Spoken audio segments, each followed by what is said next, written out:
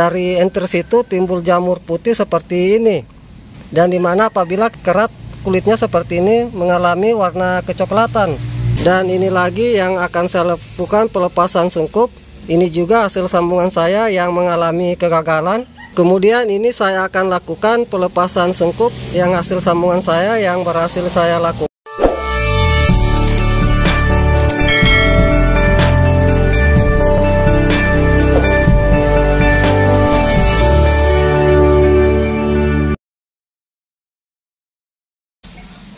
Jumpa lagi di channel YouTube kami. Pada video kali ini saya akan memperlihatkan dan menjelaskan kepada para sahabat pencinta tanaman durian semua apa-apa saja penyebab faktor utama kegagalan dalam kita melakukan penyambungan bibit durian.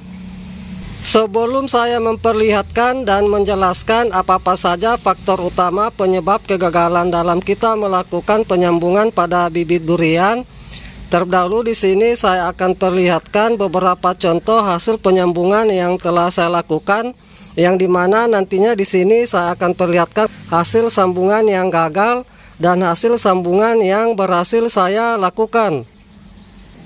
Ini saya akan lakukan pelepasan sungkup dari hasil sambungan saya. Ini bisa kita lihat para sahabat contoh hasil sambungan yang saya lakukan yang mengalami kegagalan, di mana di sini bisa kita lihat para sahabat dari entris itu timbul jamur putih seperti ini, dan di mana apabila kerat kulitnya seperti ini mengalami warna kecoklatan. Ini juga hasil sambungan saya yang mengalami kegagalan, di mana di sini dari entris itu sudah mengalami warna coklat seperti ini. Kemudian ini saya akan lakukan pelepasan sungkup hasil sambungan saya yang berhasil saya lakukan.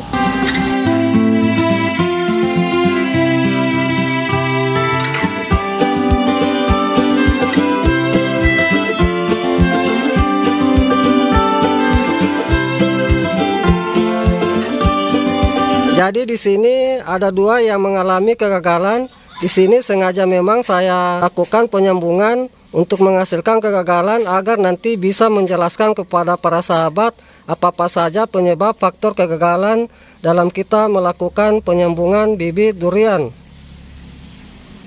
Baik, saya akan memperlihatkan dan menjelaskan apa-apa saja faktor penyebab utama kegagalan dalam kita melakukan penyambungan pada bibit durian. Adapun faktor utama penyebab kegagalan dalam kita melakukan penyambungan pada bibit durian, yang pertama adalah entris yang kita gunakan. Ini contoh entris yang akan saya perlihatkan para sahabat, yang dimana nantinya di sini saya perlihatkan itu mana entris yang baik untuk kita gunakan untuk penyambungan dan mana yang kurang baik untuk kita lakukan penyambungan.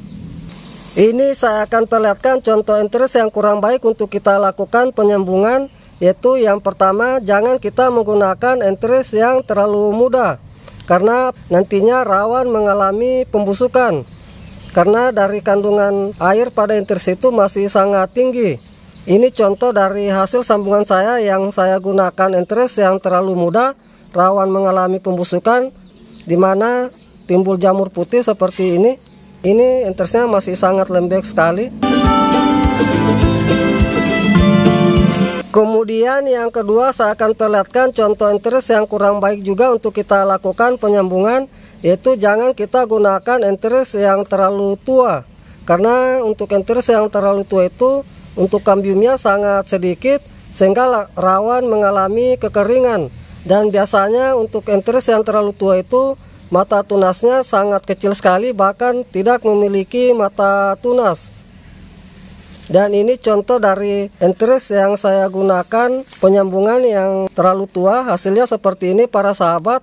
Ini bisa kita lihat entrisnya sangat keras. Jadi saya sarankan jangan kita juga menggunakan entris yang terlalu tua seperti yang saya perlihatkan ini.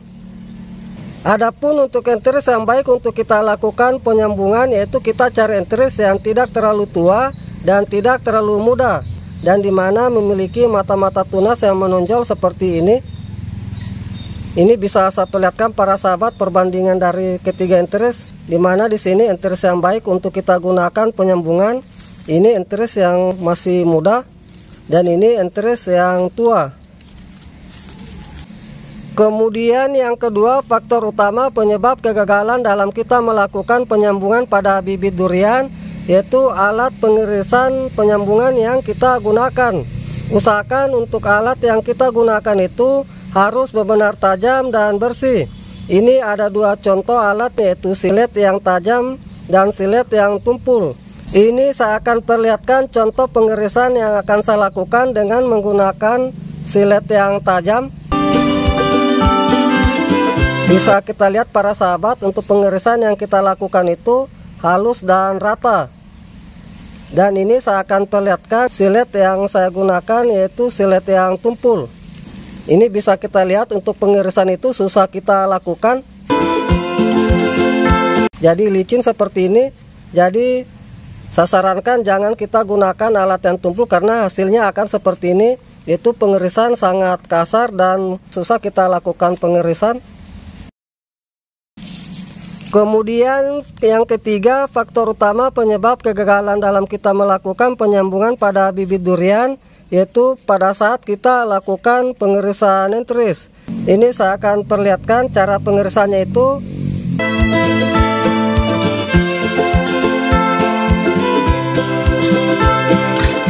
Jadi untuk pengirisan enteris itu harus benar-benar halus dan rata kita lakukan.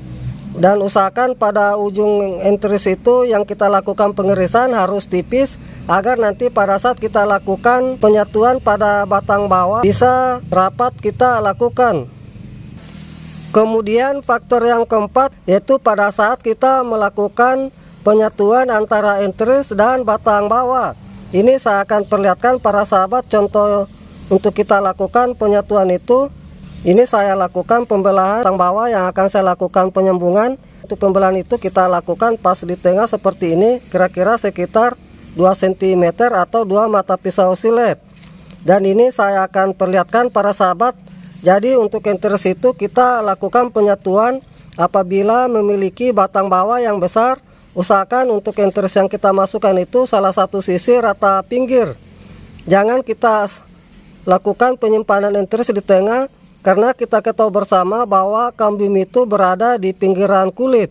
Jadi apabila kita lakukan penyatuan enteris di tengah, nantinya untuk kambium itu tidak akan bertemu dengan kambium pada enteris, sehingga menyebabkan kegagalan dalam kita melakukan penyambungan pada bibit durian. Jadi untuk enteris itu kita masukkan salah satu sisi rata pinggir apabila ukuran enteris dan batang bawah itu tidak sama ukuran. Ini bisa saya perlihatkan para sahabat, kita masukkan enteris itu seperti ini. Kemudian faktor yang kelima penyebab utama kegagalan dalam kita melakukan penyambungan pada bibit durian, yaitu pada saat kita melakukan pengikatan sambungan. Untuk kita lakukan pengikatan sambungan itu jangan terlalu keras kita lakukan, karena apabila terlalu keras kita lakukan, nantinya untuk irisan pada enteris itu bisa pecah. Contohnya seperti yang saya perlihatkan ini para sahabat.